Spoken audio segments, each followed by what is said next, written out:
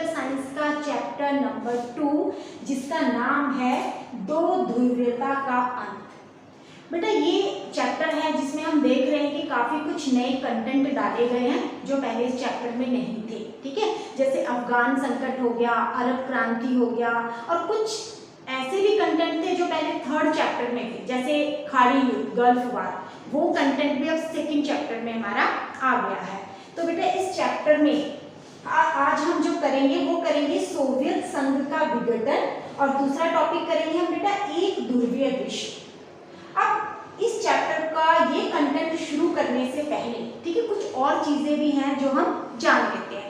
जैसे बेटा आपने 1st चैप्टर पढ़ा था जिसमें हमने पढ़ा था कि 2nd वर्ल्ड वार खत्म होने के बाद 2 महाशक्तियों का उदय हुआ था, एक तरफ अमेरिका और दूसरी तरफ सोवियत संघ, और दोनों ही बहुत ही ताकतवर थी और दोनों के ही मध्य शीत युद्ध शुरू हुआ था। और आज हम इस चैप्टर में पढ़ेंगे कि उन 2 महाशक्तियों में से एक महाशक्ति जो सोवियत संघ थी वो कैसे बिखर गई, वो कैसे टूट गई, कैसे उसका विघटन हो गया, उसके पतन के क्या कारण थे।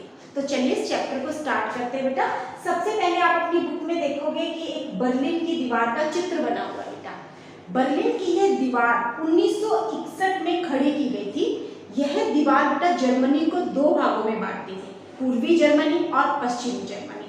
पूर्वी जर्मनी के जितने भी देश थे वो सोवियत खेमे में थे और पश्चिमी जर्मनी के जितने देश थे वो अमेरिका के खेमे में थे। तो इस प्रकार यह दीवार जो शीत युद्ध का प्रतीक थी उसको 1961 में खड़ा कर दिया गया था। लेकिन यह दीवार जो कि 150 किलोमीटर से लंबी थी और 28 वर्षों तक खड़ी रही, आखिरकार 9 नवंबर 1989 को इस दीवार को गिरा दिया गया था। इस दीवार का टूटना साम्यवादी खेमे की समाप्ति और जर्मनी के एक होने की यानी एकीकरण के यूनिफिकेशन ऑफ जर्मनी का प्रतीक थी। फिर हम बात करते हैं बेटा इस सोवियत संघ की कि सोवियत संघ ये देश कहां से अस्तित्व में आया था।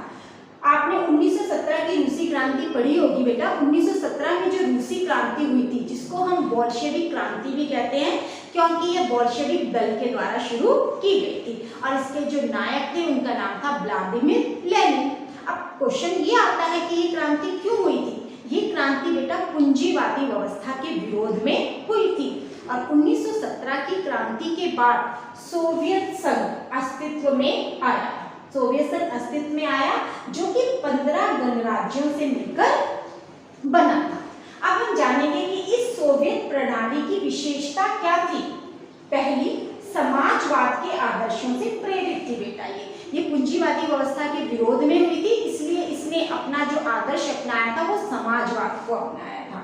उसके बाद नियोजित अर्थव्यवस्था। अर्थव्यवस्था पूरी तरह से प्लान थी, सब कुछ सरकार के हाथों में था। उसके बाद है एक ही पार्टी। वहां पर सिर्फ एक ही पार्टी थी, वो थी कम्युनिस्ट पार्टी। अन्य किसी पार्टी के लिए उस देश में कोई जगह नहीं थी। और जिन देशों ने बेटा समाजवादी व्यवस्था को अपनाया था उन देशों को हम दूसरी दुनिया के देश भी कहते हैं। अब हम शुरू करते हैं। हमारा जो टॉपिक था वो था सोवियत संघ का विघटन, कि इतनी बड़ी महाशक्ति आखिरकार क्यों बिखर गई थी। अब इस सोवियत संघ के विघटन के बेटा बहुत सारे कारण थे। सबसे पहला कारण था वो था लोगों की राजनीतिक व आर्थिक आकांक्षाओं को पूरा ना करना। अब लोग जब उनकी इच्छाएं आकांक्षाएं ही उस देश में पूरी नहीं हो रही थी, ठीक है, अब वो अपने देश की व्यवस्था से तंग आ चुके थे, तो ये एक सबसे बड़ा रीजन था। दूसरा था कम्युनिस्ट पार्टी की तानाशाही। अब जैसे कि मैंने आपको बताया कि वहां पर सिर्फ एक ही पार्टी थी और वो थी कम्युनिस्ट पार्टी। जो पार्टी 70-72 वर्षों से शासन करती चली आ रही थी, अब उसमें तानाशाही आ गई थी। अब वह लोगों के प्रति जवाबदेह नहीं थी, अब लोगों को वहां आजादी नहीं थी, अब लोग इस पार्टी से तंग आ चुके थे। तीसरा है संसाधनों का गलत प्रयोग। जब शीत युद्ध शुरू हुआ था तो अमेरिका और सोवियत संघ दोनों ही अपने आप को एक दूसरे से ज्यादा ताकतवर दिखाना चाहते थे और ताकतवर बनने की होड़ में सोवियत संघ ने अपने संसाधनों का गलत प्रयोग करना शुरू कर दिया, यानी कि उसने ज्यादा से ज्यादा अपने जो संसाधन थे वो हथियारों पर खर्च करने शुरू कर दिए। अब सारा जब पैसा हथियारों पर ही खर्च किया जा रहा था, तो इसकी वजह से अर्थव्यवस्था पूरी तरह से रुक गई थी, जिसकी वजह से क्या हो रहा था, अब जो उपभोक्ता वस्तुओं की कमी वो दिखाई देने लग गई थी। अब लोगों को टूथपेस्ट नहीं मिल रहा था, साबुन नहीं मिल रहा था, ब्रेड नहीं मिल रहा था, जो जरूरी चीजें हैं उनकी कमी हो रही थी। तो अब लोग अपनी इस प्रकार की शासन व्यवस्था से तंग आते जा रहे थे। अब है रूस की प्रमुखता। रूस, सोवियत संघ जो कि 15 गणराज्यों से मिलकर बना था बेटा, उसमें सबसे बड़ा जो गणराज्य था वो था रूस, रशिया।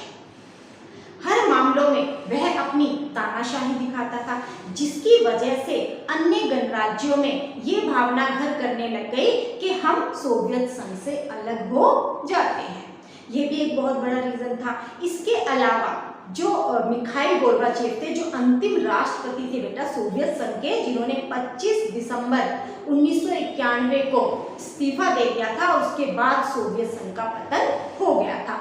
गोर्बाचेव ने सुधार लाने की कोशिश की। जब 1985 में वो कम्युनिस्ट पार्टी के महासचिव बने तो उन्होंने दो सुधार लेकर भी आए थे, जिसे हम पेरेस्ट्रोइका यानी कि पुनर्रचना और ग्लासनोस्ट यानी कि खुलापन कहते हैं। लेकिन इन सुधारों की गति इतनी धीमी थी कि लोग अपना विश्वास खो बैठे थे। इसके अलावा ये भी एक बहुत बड़ा रीजन था कि बेटा पश्चिमी देशों के प्रति गलत प्रचार किया जा रहा था। सोवियत संघ अपने देश के नागरिकों को यह बता रहा था कि पश्चिमी देशों के लोगों का जीवन स्तर हमसे बहुत ही नीचा है और हम उनसे बहुत आगे हैं। लेकिन जैसे ही लोगों को इस बात का पता चला कि पश्चिमी देशों की अर्थव्यवस्था उनसे बहुत ज़्यादा अच्छी है, तो उन्हें मनोवैज्ञानिक रूप से भी गहरा धक्का लगा था। तो इतनी बड़ी महाशक्ति के पतन होने का कोई एक कारण नहीं हो सकता बेटा, इसके बहुत सारे कारण हैं। तो आपको सभी प्रमुख जो कारण हैं उनको ध्यान से समझना होगा, जिसकी वजह से ये महाशक्ति 25 दिसंबर 1991 को बिखर कर रह गई थी। अब क्वेश्चन ये भी आता है कि जब सोवियत संघ नहीं रहा, जब एक महाशक्ति नहीं रही, तो इसका कुछ परिणाम भी निकला होगा। अब सोवियत संघ नहीं रहा तो इसका क्या महत्वपूर्ण परिणाम निकले बेटा? तो सबसे पहला जो परिणाम यही निकला कि शीत युद्ध का अंत हो गया। शीत युद्ध जो सेकेंड वर्ल्ड वार के बाद 1945 में आरंभ हुआ था, वो 1991 में जाकर खत्म हो गया, क्योंकि शीत युद्ध लड़ा जा रहा था अमेरिका और सोवियत संघ के मध्य। जब सोवियत संघ ही नहीं रहा तो शीत युद्ध की समाप्ति हो गई। दूसरा जो परिणाम निकला बेटा कि दोनों महाशक्तियों के बीच में हथियारों को लेकर जो होड़ चल रही थी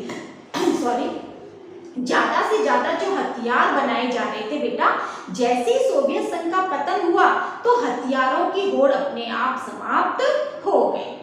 अब तीसरा क्या परिणाम निकला? जब दो महाशक्तियों में से बेटा एक महाशक्ति नहीं रही, तो अब अमेरिका अकेली महाशक्ति बन बैठा और विश्व दो ध्रुवों से एक ध्रुवीय हो गया, यानी शक्ति का एक ही केंद्र था और वह था अमेरिका। और क्या परिणाम निकला? परिणाम ये भी था कि बेटा 1991 से पहले हम विश्व के मानचित्र में जो हम सोवियत संघ को देखते थे, अब वही विश्व के मानचित्र में बदलाव आया। अब वहां पर हमें अनेक नए छोटे छोटे देशों का उदय देखने को मिल गया था। जब सोवियत संघ नहीं रहा तो जो उसका उत्तराधिकारी बनाया गया वो बेटा रूस को बनाया गया, यानी अब तक जितनी भी संधि शर्तें जो सोवियत संघ के साथ की गई थी, अब वह रूस के साथ हो गई थी। और यूएनओ की सुरक्षा परिषद में जो स्थायी सदस्यता का जो पद सोवियत संघ के पास था, वही अब रूस को प्राप्त हो गया था। तो इस प्रकार बेटा हमने देखा कि किस कारण से सोवियत संघ का पतन हुआ और सोवियत संघ के पतन के बाद क्या परिणाम निकले, यानी कि अब जो विश्व था वो एक ध्रुवीय विश्व बन गया, यानी शक्ति का एक ही केंद्र है और वह अमेरिका। आज आप किसी भी क्षेत्र में देख लीजिए बेटा, चाहे वो सैन्य क्षेत्र में, आर्थिक क्षेत्र में, सांस्कृतिक क्षेत्र में, अमेरिका बहुत आगे निकल चुका है। ठीक है, कोई भी देश उसका मुकाबला नहीं कर सकता है। अगर हम उसके सैन्य टेक्नोलॉजी की बात करें तो विश्व की सबसे बड़ी सेना उसके पास है। ठीक है, उसका सैन्य बजट भी विश्व में बहुत ज्यादा है। तो सैन्य टेक्नोलॉजी में हम आज अमेरिका का मुकाबला नहीं कर सकते। अगर हम उसकी आर्थिक शक्ति की बात करें तो आर्थिक रूप से भी अमेरिका बहुत ज्यादा ताकत है। चाहे वो इंटरनेट हो, चाहे वो समुद्री व्यापार के रूप में देखा जाए, किसी भी रूप में देखा जाए तो अमेरिका आर्थिक रूप से बहुत ताकतवर है। और बात करें उसकी सांस्कृतिक ताकत की तो बेटा विश्व की सबसे लुभावनी संस्कृतियों में से एक है अमेरिका की संस्कृति। आजकल हर कोई देश अमेरिका की संस्कृति के पीछे भागा जा रहा है, जिसकी वजह से अमेरिका इतना आगे निकल गया है कि कोई एक देश भी अमेरिका का सामना नहीं कर सकता है। तो बेटा उम्मीद करती हूँ कि आज की इस वीडियो में मैंने आपको जितना पढ़ाया आपने उसको अच्छे से समझा होगा, और कुछ जो नए टॉपिक हैं जैसे अरब क्रांति है वो मैं आपके लिए अगले वीडियो में लेकर आऊंगी। धन्यवाद।